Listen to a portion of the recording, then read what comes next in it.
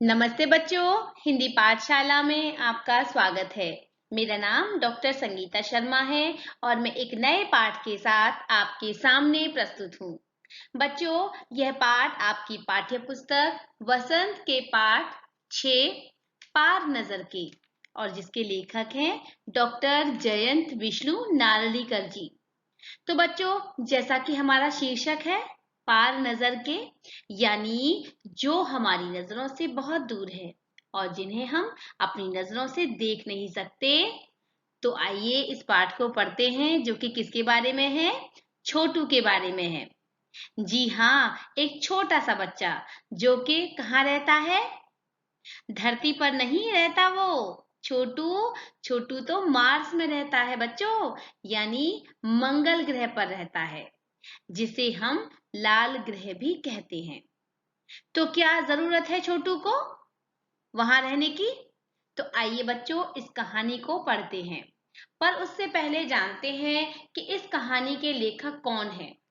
तो इस कहानी के लेखक हैं डॉक्टर जयंत विष्णु नार्लिकर जी, जैसा मैंने ऊपर बताया, जो कि बहुत बड़े भौतिकी वैज्ञानिक हैं, यानी एस्ट्रोफिजिस्ट, जिन्होंने तारों के बारे में बहुत सारी पढ़ाई करी है और ब्रह्मांड की उत्पत्ति से जुड़ी हुई एक थ्योरी पर भी काम किया है।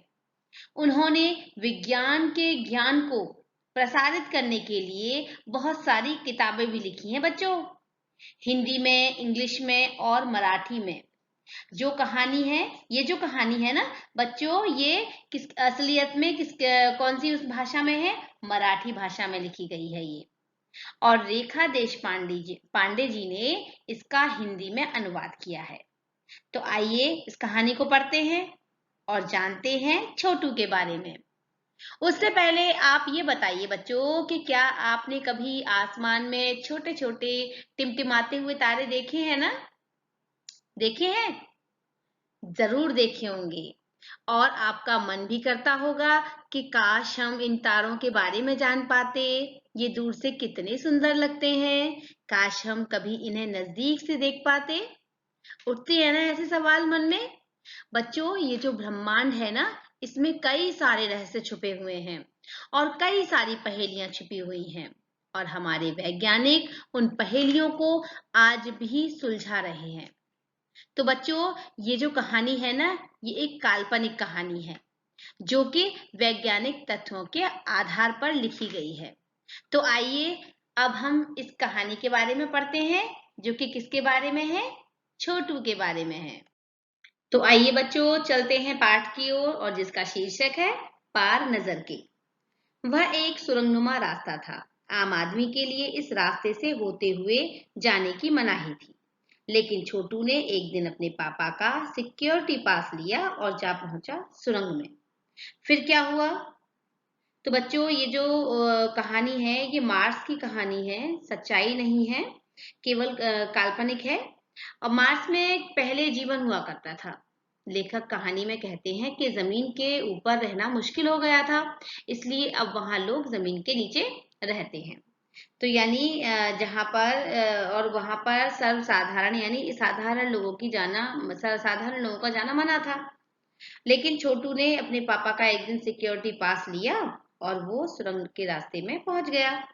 और फिर छोटू की माँ ने उसे डांटते हुए कहा कि छोटू, तुमसे कितनी बार कहा है कि मत जाया करो उस तरफ। फिर पापा क्यों जाते हैं उस तरफ रोज रोज? फिर छोटू ने प्रश्न करते हुए कहा कि फिर पापा क्यों जाते हैं? चलो मैं नहीं जा रहा, लेकिन पापा क्यों जाते हैं? पापा को काम पर जाना होता है।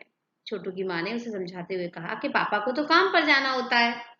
रोजाना यही वार्तालाप हुआ करता छोटू की माँ और छोटू के बीच। यानी यही बातचीत हुआ करती छोटू और छोटू की माँ के बीच।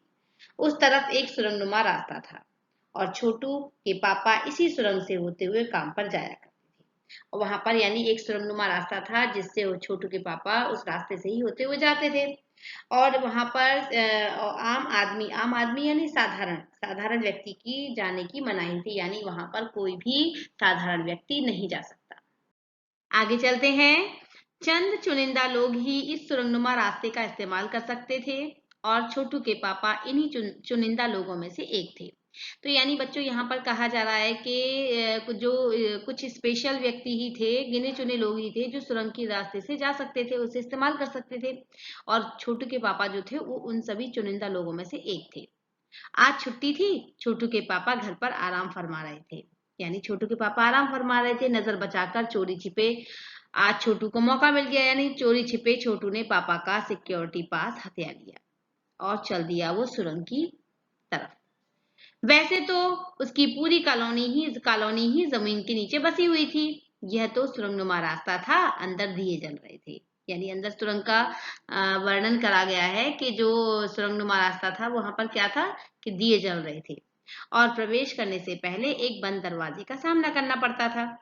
दरवाजे में एक खांचा बना हुआ था, जैसा कि आपने इससे पहले एक चित्र में देखा होगा। खांचा बना हुआ था।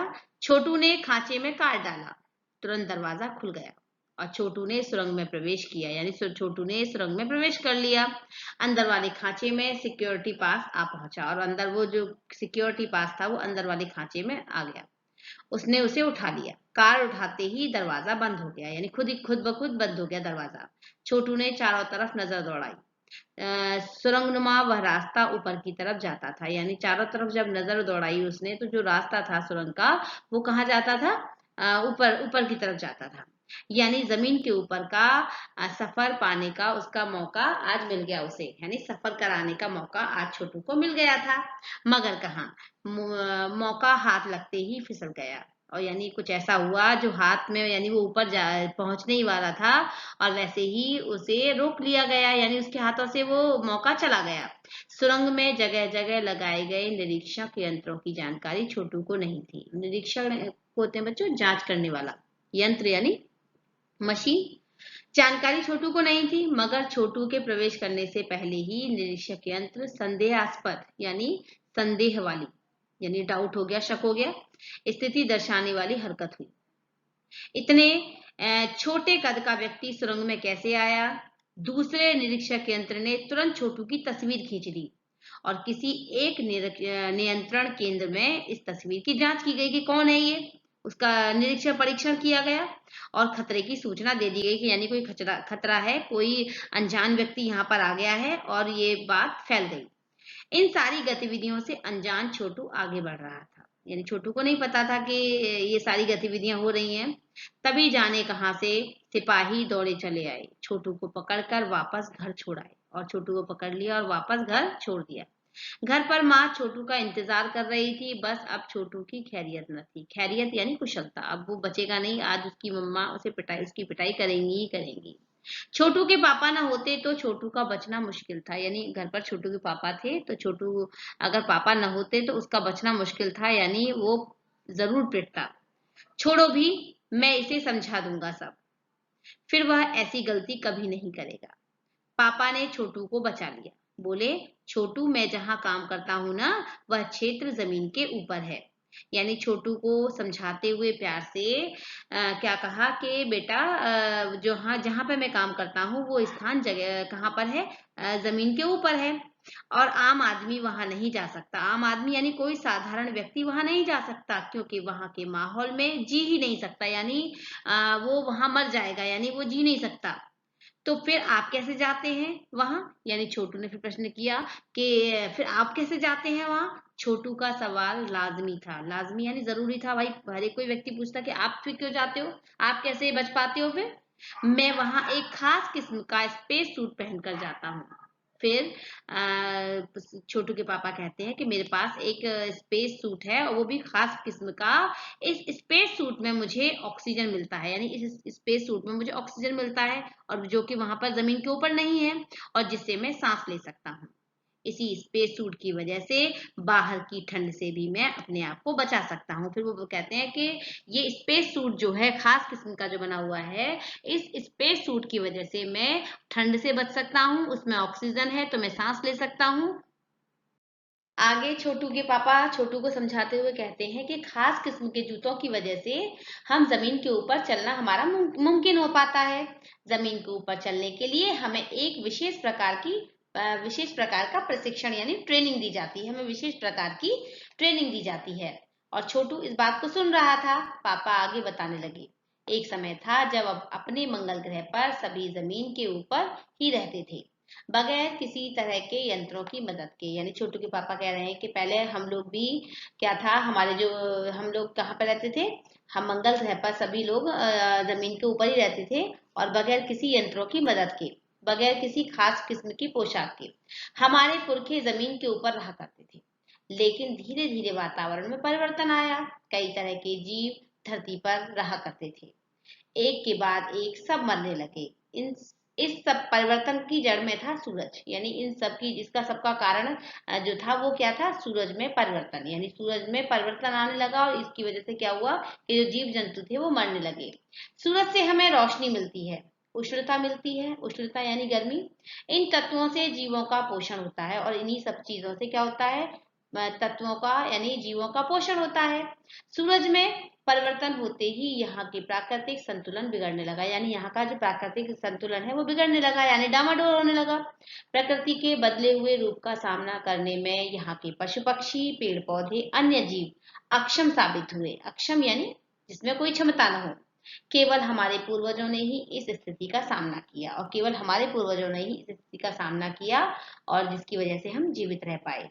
अपने तकनीकी ज्ञान के आधार पर हमने जमीन के नीचे अपना घर बना लिया। यानी हमें तकनीक का ज्ञान था तो इसलिए हमने जमीन के अंदर अपना घर बना लिया। जमीन के ऊपर लगे विभिन्न यंत्रों के सहारे हम सूर्य शक्ति, सूरज की रोशनी और गर्मी का इस्तेमाल करते आ रहे हैं और जिसके कारण हम बचे हुए हैं।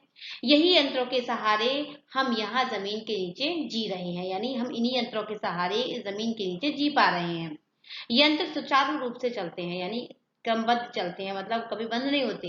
इसके लिए बड़ी सतर्कता बरतनी पड़ती है। सतर्कता यानी सावधानी, कि वो बंद न हो, इसके लिए मतलब बहुत अलर्टनेस रहती है कि कहीं ये बंद हो गए तो फिर क्या होगा कि जीवन मुश्किल में आ जाएगा। मुझ मुझ जैसे कुछ चुनिंदा लोग इन्हीं यंत्रों का ध्यान रखते हैं। यानी मुझ जैसे कुछ एक्सपर्ट हैं वो इन यंत्रों का ध्यान रखते हैं। बड़ा हो जाऊंगा मैं भी यही काम करूंगा। फिर छोटू ने कहा कि बड़ा हो जाऊंगा ना पापा, मैं भी यही काम करूंगा। छोटू ने अपनी मंशा जाहिर की। यानी मंशा यानी मन की इच्छा जाहिर की। बिल्कुल, मगर उसके लिए खूब पढ़ना होगा, माँ और पापा की बात सुननी होगी। माँ ने कहा यानी माँ ने कहा कि तुम्हें फिर मम्मी पापा की बात माननी होगी। दूसरे दिन छोटू के पापा काम पर चले गए। देखा तो कंट्रोल रूम का वातावरण बदला बदला सा था। कंट्रोल यानी जहां पर मशीनें लगी हुई थी और जहां पर स्थिति को काबू में किया जाता था। शिफ्ट खत्म कर घर जा रहे स्टाफ के प्रमुख ने, एक मेन मुख्य व्यक्ति ने कहा, टीवी की ओर इशारा करते हुए कहा। स्क्रीन पर एक बिंदु झलक रहा था। यानी स्क्रीन पर, कंप्यूटर की स्क्रीन पर क्या था कि एक बिंदु झलक रहा था। वह बताने लगा यह कोई आसमान का तारा नहीं। और यानी उस मुख्य व्यक्ति ने कहा कि कोई आसमान का तारा नहीं है ये, क्योंकि कंप्यूटर से पता चल रहा था, यानी पता चल रहा है कि यह अपनी जगह पर अडिग नहीं है। अडिग यानी वहीं पर टिका हुआ नहीं है, स्थिर नहीं है। पिछले कुछ घंटों के दौरान इसने अपनी जगह बदली है। यानी कुछ घंटों में इसको ऑब्जर्व किया है, इसको देखा है तो क्या है, इसने अपनी जगह जो है बदली है।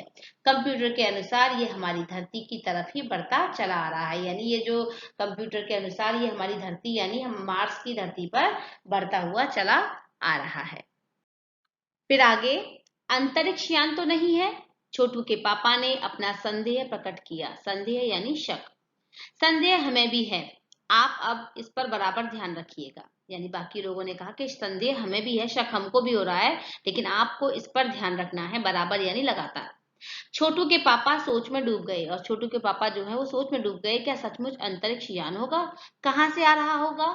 सौर मंडल में हमारी धरती के अलावा और कौन कौन से ग्रह पर जीवों का अस्तित्व होगा? कैसे हो सकता है? और अगर होगा तो क्या इतनी प्रगति कर चुका है कि अंतरिक्ष यान छोड़ सके? वैसे तो हमारे पूर्वजों ने भी अंतरिक्ष यान उपग्रहों का प्रयोग किया है। फिर छोटू के पापा कहते हैं कि वैसे तो हमारे पूर्वजों ने भी अंतरिक्ष यानों का, उपग्रहों का प्रयोग किया है, मगर अब हमारे लिए ही असंभव है। क्यों असंभव है बच्चों? क्योंकि सूरज की गर्मी अब इतनी नहीं है, सूरज में बदलाव आ गया है और वो लोग कहाँ रहते हैं? मार्स में रहते हैं, जमीन के अंदर। उसके लिए आवश्यक मात्रा में ऊर्जा तो हो, ऊर्जा यानी सनलाइट। काश इस नए मेहमान को नजदीक से देखा जा सकता और फिर वो कहते हैं काश हम इस जो मेहमान है, जो ये अंतरिक्ष आ रहा है, इसको हम पास से देख पाते। हाँ, अगर वह इसी तरफ आ रहा होगा तब तो यह संभव हो सकेगा। देखें, अब अंतरिक्ष यान से एक यांत्रिक हाथ बाहर निकला और फिर क्या है, वो जो लगातार देख रहे हैं, तो क्या है, फिर एकदम अचानक से उस अंतरिक्ष यान से एक हाथ जो है वो बाहर निकलता है। हर पल उसकी लंबाई बढ़ती ही जा रही है और उसकी जो लंबाई है वो हर पल बढ़ती जा रही है। छोटू के पापा ने अवलोकन जारी रखा। अवलोकन यानी बच्चों देखना। कॉलोनी की प्रबंध समिति की सभा बुलाई गई, यानी कॉलोनी जो बसी हुई थी उस प्रबंध समिति यानी अध्यक्ष की सभा बुलाई गई। अध्यक्ष ने सभा बुलाई, अध्यक्ष भाषण दे रहे थे और वहां पर अध्यक्ष जो है वो स्पीच दे रहे थे। हाल में ही मेरी जानकारी से पता चलता है कि 2 अंतरिक्ष यान हमारे मंगल ग्रह की तरफ बढ़ते चले आ रहे हैं। और फिर क्या है, वो क्या कहते हैं कि हमें एक जानकारी प्राप्त हुई है कि 2 अंतरिक्ष यान जो है वो मंगल की तरफ छोड़े गए हैं और वो हमारे फिर बढ़ते हुए चले आ रहे हैं। इनमें से एक अंतरिक्ष यान हमारे गिर्द चक्कर काट रहा है और इनमें से एक जो है वो क्या है, हमारी मंगल ग्रह की ओर चक्कर काट रहा है चारों तरफ। और कंप्यूटर के अनुसार ये अंतरिक्ष यान नजदीक के ही किसी ग्रह से छोड़े गए हैं। और कंप्यूटर यानी जो भी हमें जानकारी मिल रही है, ये जो ग्रह हैं ये क्या है कि किसी नजदीकी ग्रह ने छोड़े हैं। ऐसी हालत में हमें क्या करना चाहिए, इसकी कोई सुनिश्चित योजना बनानी होगी, यानी एक एक सुनिश्चित यानी एक सही से प्लानिंग करनी होगी। नंबर 1 आपका क्या ख्याल है? और फिर वो कहते हैं कि नंबर 1 यानी टीम डिवाइडेड है, तो यानी नंबर 1 आपका इसके बारे में क्या ख्याल है, क्या कहना है आपका इसके बारे में। फिर आगे, कॉलोनी की सुरक्षा की पूरी जिम्मेदारी नंबर 1 पर थी। उन्होंने कुछ कागज समेटते हुए बोलना आरंभ किया। इन दोनों अंतरिक्ष यानों को जलाकर खाक कर देने की क्षमता हम रखते हैं, मगर इससे हमें कोई जानकारी हासिल नहीं होगी। यानी फिर वहां पर जो लोग थे उन्होंने कहा, कागज समेटते हुए कहा कि हम इसको जलाकर खाक कर सकते हैं, नष्ट कर सकते हैं। अंतरिक्ष यान बेकार कर जमीन पर उतरने पर मजबूर कर देने वाले यंत्र हमारे पास नहीं है। यानी हम जलाकर खाक तो कर सकते हैं, लेकिन हमारे पास ऐसी ताकत नहीं है, ऐसी शक्ति नहीं है जो इसे जबरदस्ती नीचे इस मशीन को उतारा जा सके। हालांकि अगर ये अंतरिक्ष यान खुद ब खुद यानी स्वयं अपने आप जमीन पर उतरते हैं तो उन्हें बेकार कर देने की क्षमता हम अवश्य रखते हैं। मेरी जानकारी के लिए यानी मेरी जानकारी के अनुसार इन अंतरिक्ष यानों में सिर्फ यंत्र हैं, किसी तरह के जीव इसमें सवार नहीं है। यानी फिर वो कहते हैं कि इसमें सिर्फ क्या है, इसमें कोई जीव नहीं है, इसमें सिर्फ क्या है, यंत्र है, मशीन है सिर्फ इसमें। नंबर 1 की बातें सही लगती हैं, यानी जो नंबर 1 ने जो भी अपना डिसीजन दिया, जो भी अपना निर्णय बताया, तो वो क्या है, वो सबने मानी और वो क्या कह रहे हैं कि हाँ उसकी बातें सही लगती हैं। नंबर 2 एक वैज्ञानिक थे। वे बोले हालांकि यंत्रों को बेकार कर देने में भी खतरा है। फिर उन्होंने अपनी राय दी। नंबर 2 ने, वो वैज्ञानिक थे, तो उन्होंने कहा कि इनको बेकार कर देने में भी खतरा है। इनके बेकार होते ही दूसरे ग्रह के लोग हमारे बारे में जान जाएंगे, और यानी हम इन्हें बेकार करेंगे, इनको नष्ट करेंगे, तो क्या है, दूसरे ग्रह के लोग जो है वो जान जाएंगे कि यहाँ पे लोग रहते हैं। इसलिए मेरी राय में हमें सिर्फ अवलोकन, अवलोकन यानी देखना, यानी इनको सिर्फ इन पे नजर रखनी चाहिए, रखते रहना चाहिए। जहां तक हो सके हमें अपने अस्तित्व यानी अपनी उपस्थिति को छुपाए ही रखना चाहिए। यानी हमें पता नहीं लगने देना है कि हम यहाँ पर रहते हैं, क्योंकि हो सकता है जिन लोगों ने अंतरिक्ष यान भेजे हैं वे कल को इनसे भी बड़े सक्षम अंतरिक्ष यान भेजें। यानी उन्होंने कहा कि हमें अपनी उपस्थिति को दिखाना नहीं है, छुपाए रखना है। और अगर आज इन्होंने ये बयान भेजे हैं, हो सकता है कल को फिर वो, अगर उन्हें पता लग गया कि यहाँ पर कोई व्यक्ति रहते हैं, तो क्या है, वो इनसे भी बड़े यान भेजेंगे।